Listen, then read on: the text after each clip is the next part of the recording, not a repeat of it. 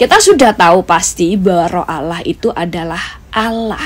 Dia salah satu dari Allah Tritunggal. Ada Bapa, ada Yesus, ada Roh Kudus. Bukti Roh Kudus adalah Allah. Kita baca di dalam firman Tuhan di dalam Ibrani 19 ayat 13 sampai 14. Di sini dikatakan, sebab jika darah domba jantan dan darah lembu jantan dan percikan abu lembu muda menguduskan mereka yang najis sehingga mereka disucikan secara lahiriah, betapa lebihnya darah Kristus yang oleh Roh yang kekal telah mempersembahkan dirinya sendiri kepada Allah sebagai persembahan yang tak bercacat, akan menyucikan hati nurani kita dari perbuatan yang sia-sia, supaya kita dapat beribadah kepada Allah yang hidup. Betapa lebihnya darah Kristus yang oleh Roh yang kekal. Dikatakan Roh yang kekal. Roh di sini adalah Roh Allah. Membuktikan bahwa Roh Kudus itu juga adalah Allah.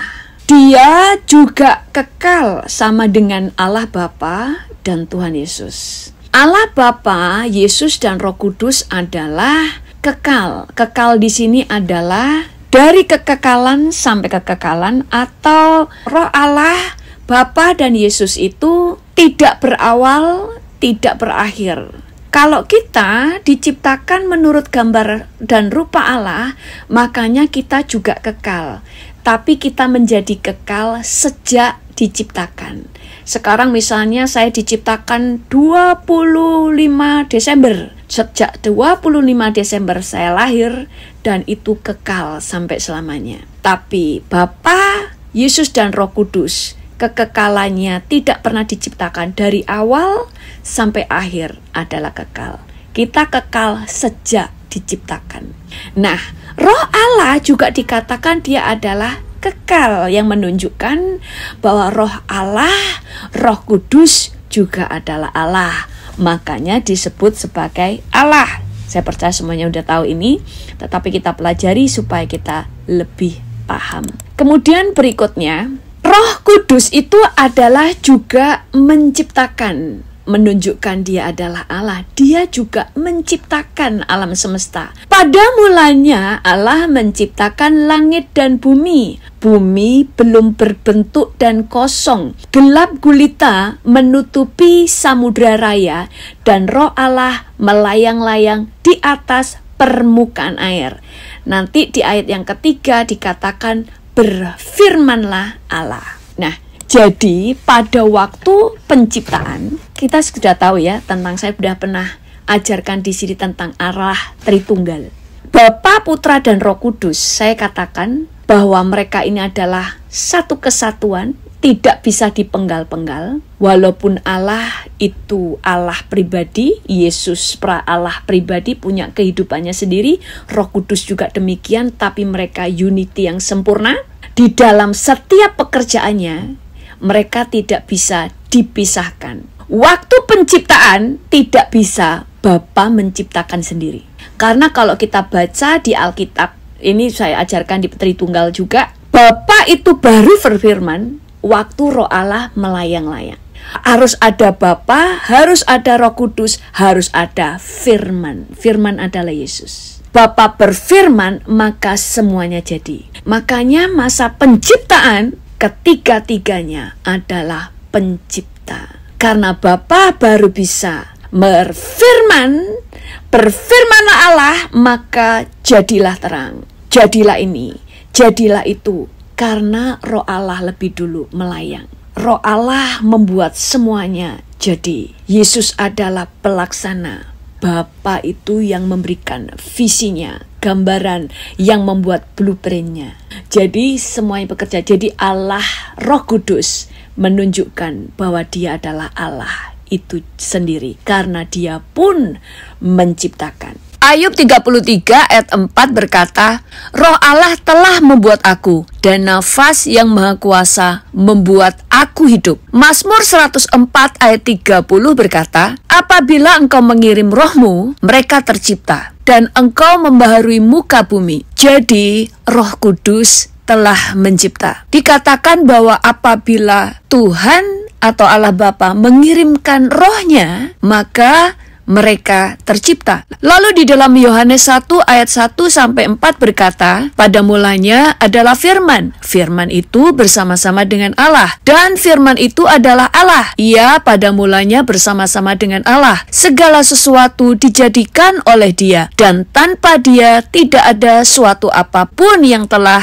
jadi dari segala yang telah dijadikan. Dalam Dia ada hidup, dan hidup itu adalah terang manusia. Segala sesuatu dijadikan oleh Dia, Ia di sini adalah Yesus. Dan tanpa Dia tidak ada suatu pun yang telah jadi dari segala yang telah dijadikan. Kolose 1 ayat 15-16 berkata, Ia adalah gambar Allah yang tidak kelihatan. Ia di sini adalah Yesus, yang sulung lebih utama dari segala yang diciptakan. Karena di dalam Dialah telah diciptakan segala sesuatu yang ada di surga dan yang ada di bumi, yang kelihatan dan yang tidak kelihatan, baik singgasana maupun kerajaan, baik pemerintah maupun penguasa, segala sesuatu diciptakan oleh Dia dan untuk Dia. Jadi Yesus pun mencipta. Kemudian di dalam 1 Korintus 8 ayat 6 berkata, namun bagi kita hanya ada satu Allah saja, yaitu Bapa, yang daripadanya berasal segala sesuatu dan yang untuk Dia kita hidup. Jadi dari Bapa berasal segala sesuatu. Lalu dikatakan, dan satu Tuhan saja, yaitu Yesus Kristus, yang olehnya segala sesuatu telah dijadikan dan yang karena Dia kita hidup. Tadi dikatakan bahwa karena Roh Allah lah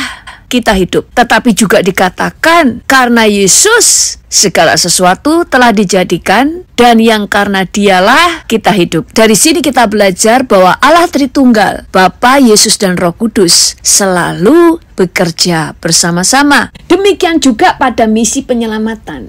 Harus ada Roh Kudus, ada Yesus, ada Bapa. Roh Kudus yang membuat kita percaya siapa Yesus. Dan Yesus yang membawa darahnya kepada Bapa sendiri. Ketiganya harus selalu bersama-sama. Baik di dalam penciptaan, di dalam misi keselamatan, juga di dalam misi penyertaan. Kemudian firman Tuhan, tadi Yesus Roh Kudus adalah pencipta. Kemudian Roh Kudus memberikan kita hidup yang baru. Yohanes 3 ayat 5-8 berkata, jawab Yesus, aku berkata kepadamu, sesungguhnya jika seorang tidak dilahirkan dari air dan roh, ia tidak dapat masuk ke dalam kerajaan Allah. Apa yang dilahirkan dari daging adalah daging, dan apa yang dilahirkan dari roh adalah roh. Janganlah engkau heran karena aku berkata kepadamu, kamu harus dilahirkan kembali. Angin bertiup kemana ia mau, dan engkau mendengar bunyinya, tetapi engkau tidak tahu dari mana ia datang atau kemana ia pergi. Demikianlah halnya dengan tiap-tiap orang yang lahir dari roh. Karena Roh Kuduslah,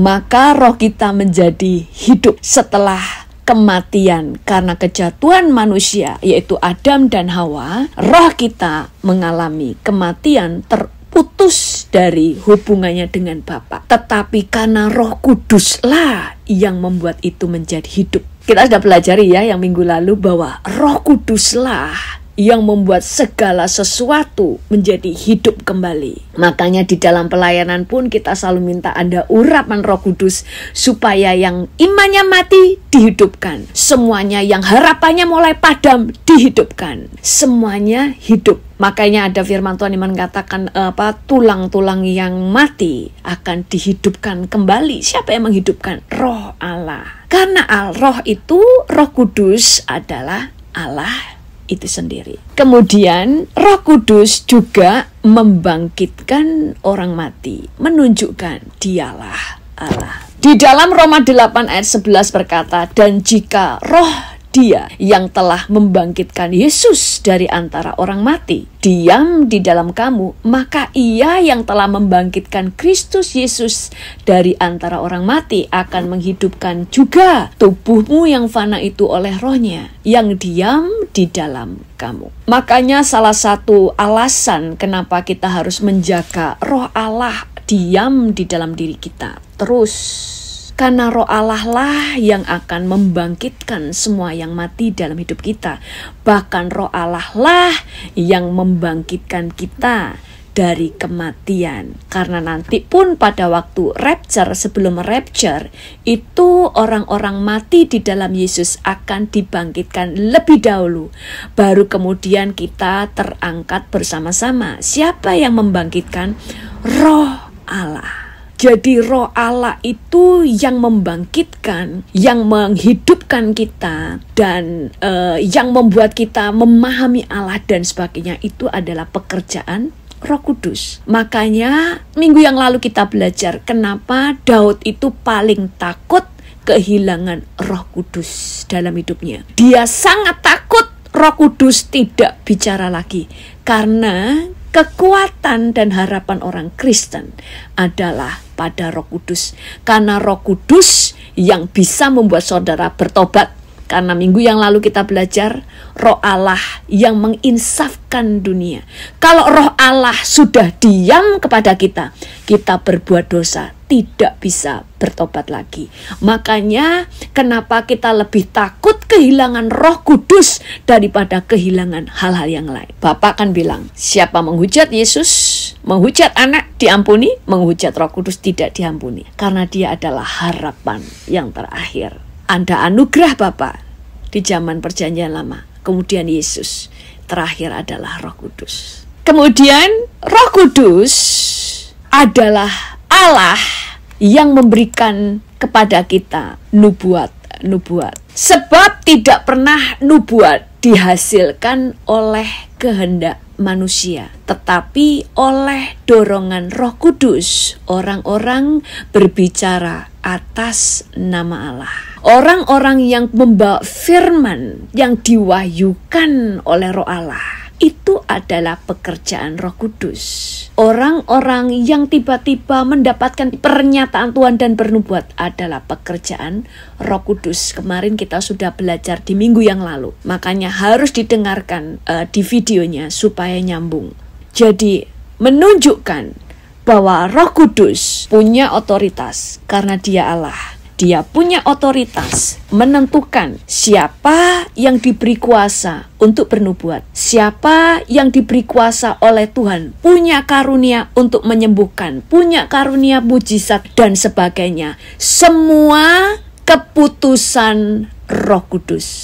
Karena Roh Kudus juga adalah Allah. Dia punya otoritas penuh untuk menentukan siapa yang bisa dipakainya untuk melakukan pekerjaan-pekerjaan Allah bersama dengan Dia. Itu adalah Roh Kudus. Juga menunjukkan Roh Allah adalah Allah itu sendiri. Karena di dalam Alkitab, Roh Kudus selalu disejajarkan dengan Allah Bapa dan Tuhan Yesus. Di dalam 2 Korintus 13 ayat 14 berkata, kasih karunia Tuhan Yesus Kristus dan kasih Allah dan persekutuan Roh Kudus menyertai kamu sekalian. Yang menyertai kita adalah kasih karunia dari Tuhan Yesus, kasih dari Allah Bapa, dan juga dari persekutuan Roh Kudus. Jadi Yesus, Allah Bapa, Roh Kudus sejajar. Makanya kalau kita berdoa, jangan selamat pagi Bapa, selamat pagi Yesus, selamat pagi Roh Kudus, selamat pagi malaikat. Jangan membuat malaikat menjadi sejajar dengan Allah. Tapi kalau mengatakan selamat pagi Bapa, Tuhan Yesus, Roh Kudus sejajar, yang lain tidak usah disebut, karena tidak ada yang sejajar dengan ketiga Allah Tritunggal ini. Di dalam Matius 28 ayat 19, karena itu pergilah, jadikan semua bangsa muridku dan baptislah mereka dalam nama Bapa, Anak, dan Roh Kudus. Karena Roh Kudus juga Allah, Anak juga Allah, Bapa adalah Allah. Tidak boleh kita menjadi orang Kristen menyembah Bapa saja, tidak bisa. Karena firman Tuhan berkata, tidak ada orang yang bisa datang kepada Bapa kalau tidak melalui aku, yaitu Yesus. Tetapi kita juga tidak bisa menjadi orang Kristen yang hanya menyembah Yesus Yesus tidak datang kepada Bapa. Karena Yesus berkata, bukan orang yang berseru kepadaku, Tuhan, Tuhan, yang masuk kerajaan Allah, tetapi dia yang melakukan kehendak Bapakku yang di surga. Kita juga tidak bisa menjadi Kristen tanpa Roh Kudus, karena Roh Kuduslah yang membuat saudara mengenal Bapa dan mengenal Yesus. Roh Kuduslah yang membuat saudara hidup dalam pertobatan. Roh Kuduslah yang membuat saudara memahami hati Bapa. Dan Allah Bapa berkata, siapa menghujat anak diampuni, menghujat Roh Kudus tidak diampuni. Semuanya Bapa meninggikan Yesus dan Roh Kudus.